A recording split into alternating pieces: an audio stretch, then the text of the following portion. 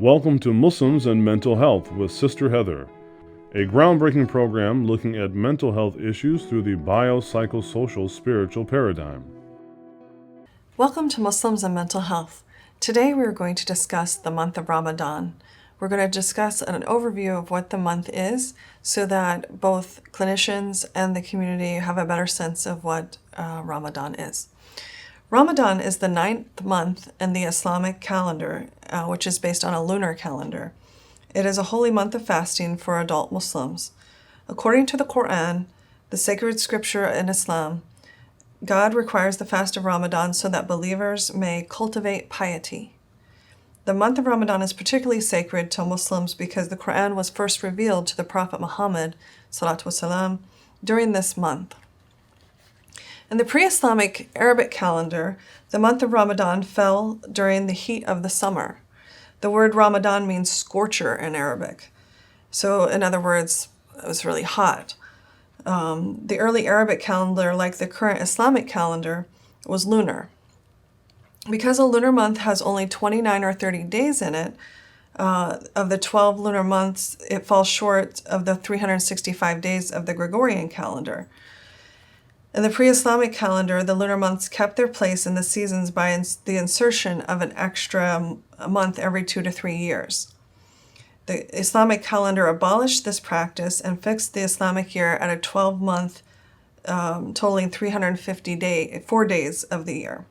As a result, Ramadan occurs about 11 days earlier each year, and it rotates through the seasons in a cycle totaling about 33 years. In the year 2000, Ramadan began on November 27th, for example. This year, Ramadan will begin at approximately July 17th. This is not accurate in terms of exacting because it is based on the sighting of the moon. And there are two legitimate ways to determine the sighting of the moon and are both used in the United States.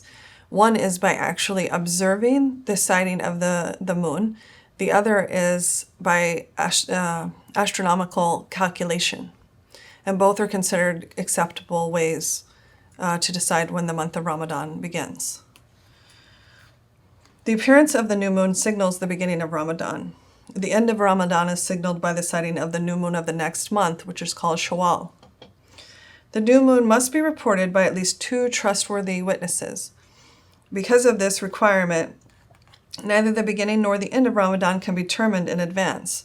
So when you have someone in your life who's a Muslim who is practicing the fasting of Ramadan, it is not unusual for them to be uncertain about which day it actually starts. And that's something to keep in mind if you have a patient, if you are an educator, in many different fields, if you're being considerate of the fact that people will be fasting. It's important to note that they won't know exactly the day it starts on until the night before. Because of this, depending on the visibility of the new moon, Ramadan can begin different dates, even in different parts of the world. So where you have a community that, let's say, has clouds in the sky and can't see the moon, they won't start maybe the same day where you have a society that has a clear sky. So that's also not uncommon to see maybe people in the Middle East start a day before people in the West sometimes, or vice versa. Fasting during Ramadan is one of the pillars of Islam. There are 5 pillars in Islam, and fasting is considered one of the 5. It is an essential religious duty for all adult Muslims. These pillars are described in the Quran, the 5 pillars, and fasting begins at Fajr, which is the first morning prayer, and that usually falls about an hour to an hour and a half before the sun rises, and then it ends about around the time of sunset. So fasting consists of abstinence not only from food, but also from drink, smoking, and sexual relations. So it's fasting from all food, all drink, so that includes water, for the entire day, basically from sunrise to sunset, a little bit before the sun rises. So in this year, 2015, what that means is it's about a 16-hour fast. So what you can imagine how people will be functioning fasting 16 hours a day. Now, before the fast starts and after the fast ends, people are permitted to eat and drink. The question, comes to a lot of people's minds of who is required to fast. So all Muslims who have reached the age of puberty and who are mentally and physically able to do so are obliged to fast the month of Ramadan. People who are sick, who are traveling, who are pregnant or nursing are exempt from fasting. This means that they don't need to fast. But they must later on make up any missed days upon recovery or return or after weaning. Women who are menstruating or bleeding after childbirth are not allowed to fast, but they too must make up missed days. The elderly and the incurably sick need not fast, but they are expected to feed one poor person for every day of fasting they miss. So as you can see, there's flexibility in terms of the fasting to accommodate different issues that may be going on with any particular person. Let's talk about the significance of fasting. Ramadan is a month of worship, and fasting is a means of fostering piety. So Muslims celebrate the glory of God, of Allah, during the month of Ramadan and thank Him for revealing the Quran, which they consider a guide for humanity. Muslim thinkers emphasize the religious significance of fasting and its implications for self-purification and spiritual growth, rather than the outward observance of many rules regarding the fast. The Prophet Muhammad ﷺ reportedly said, "He who does not abandon falsehood in word and action in accordance with fasting, God has no need that he should abandon his food and drink."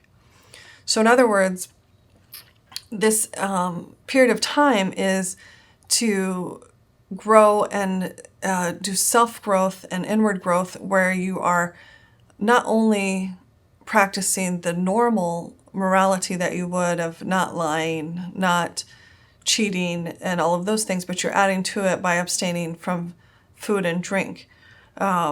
If you're already not doing those other things, according to this hadith, it's not helpful for you not to fast as well. Which is not to say that anybody should abstain from fasting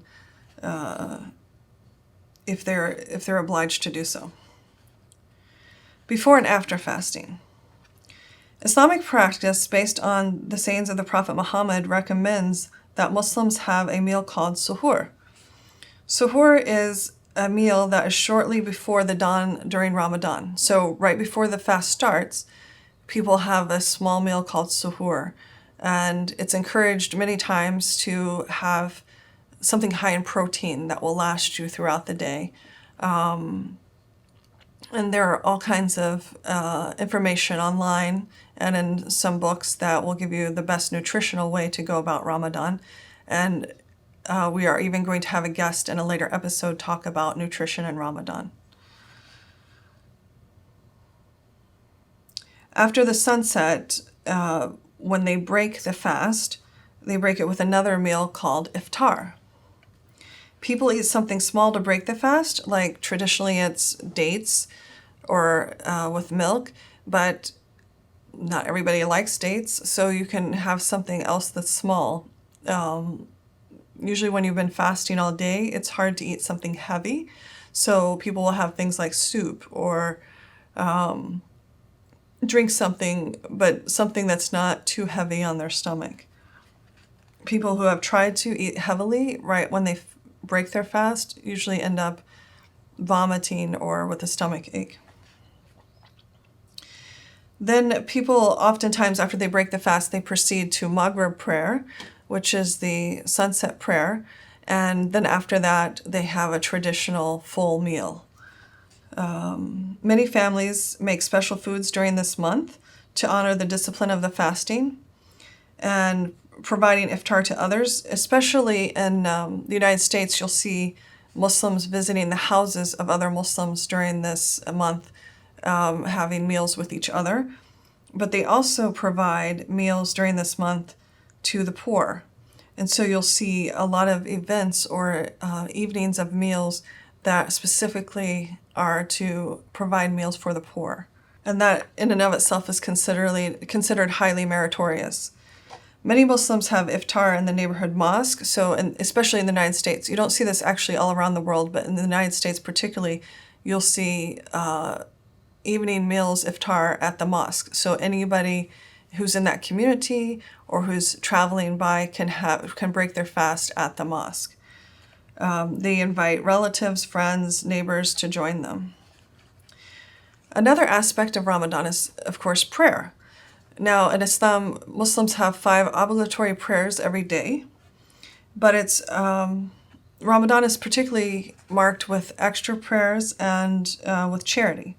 So Muslims who belong to the example of the Sunnis, the largest sect within Islam, perform special prayers in the mosque after the evening prayers. And they do this for the 29 or 30 days, and each night the Quran, 1/30th of the Quran is recited, so that by the 29 or 30 days, the whole Quran has been read through the prayers at night. Over the course of the month, they recite the entire Quran. Caliph Omar, who the Sunnis proclaimed as the second caliph, successor to the Prophet Muhammad, introduced these prayers in the 7th century. Muslims who belong to the Shia sect do not recognize the caliphs as legitimate successors and do not perform these prayers at the mosque during Ramadan. Shia Muslims instead pray individually rather than in congregation at night during Ramadan. There's another event that takes place during Ramadan called I'tikaf. Muslims consider prayer and reciting the Quran especially important during the last 10 days of Ramadan.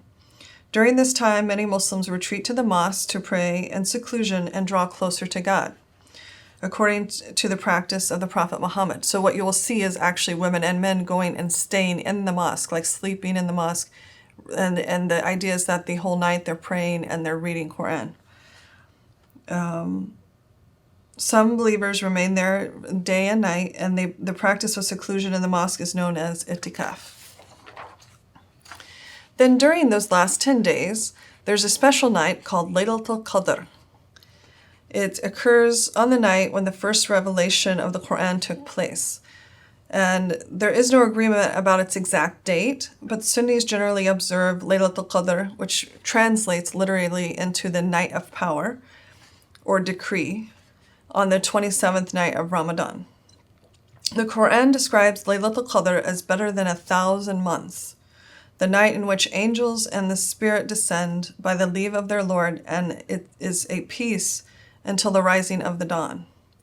Pious Muslims spend a better part of the night praying and reciting Quran, because the belief is that whatever you pray for that night will be answered. And the catch is, though, that no one knows actually when the night of power actually is. So you'll see people praying the last 10 days as if every one of those nights is the night of power.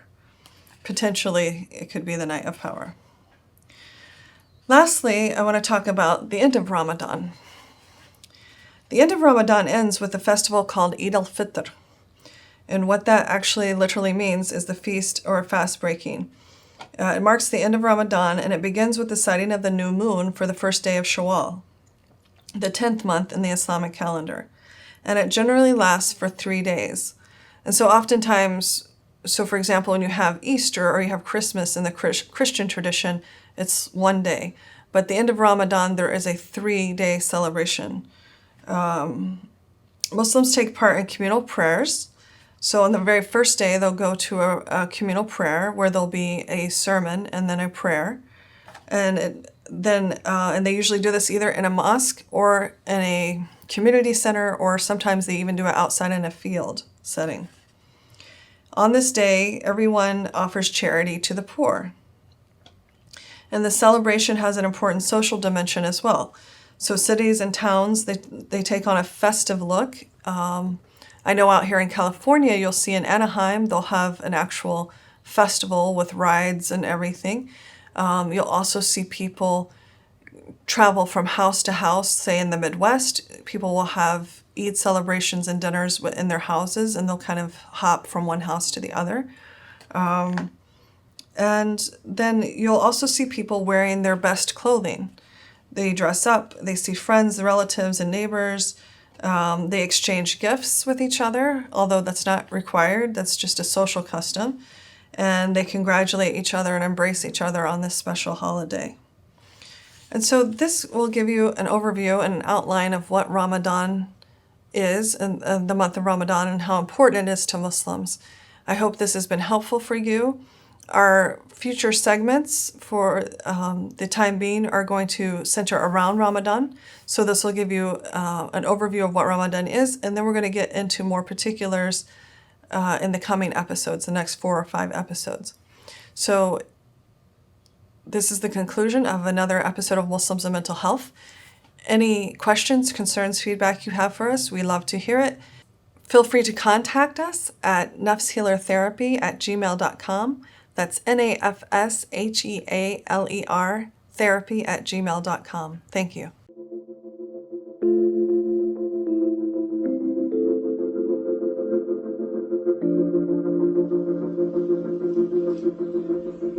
Hi, welcome to Adelante. This is Adelante Recovery, and my name is Yvette Kuglin, and I'm part of the staff. Adelante Recovery Center has helped people in dual diagnosis for 5 years. We accept most PPO insurances and provide luxury accommodations and 24-hour support. To speak with an admissions counselor, call 1-888-242-4450. A lot of time we don't even know what's wrong with us, and sometimes we need to get away to figure that out. So if you want to go for a little retreat out in Corona Del Mar, which is a confidential location, we're here to help. So we're only a phone call away. Thank you.